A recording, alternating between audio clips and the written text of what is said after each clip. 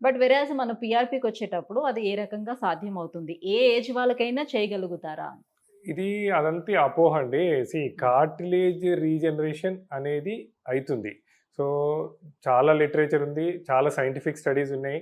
And scientific studies conducted by చాలా అంటే whether not only in India, యూఎస్‌లో, యూకేలో, జర్మనీలో there are lot of publications ఉన్నాయి. సైంటిఫిక్ స్టడీస్ ఉన్నాయి. పేషెంట్ ఇనీషియల్‌గా వచ్చినప్పుడు ఒక ఎంఆర్ఐ చేయటము. హ్మ్. తర్వాత 6 నెలల తర్వాత మళ్ళా ఎంఆర్ఐ చేయటము. అలా చేశాక ఎంత థిక్‌నెస్ పెరిగింది అన్నారు. హ్మ్. దాని తర్వాత ఇప్పుడు హై రిజల్యూషన్ స్కాన్. మా ఐపీఎంలో మేము చేసేది అల్ట్రాసౌండ్ స్కాన్. ఒక very high resolution scan.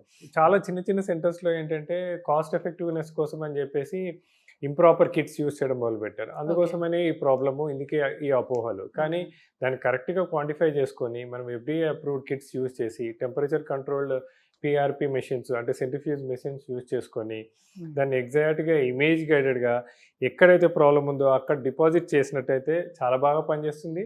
Cartilage thickness తప్పకుండా పెరుగుతుందండి.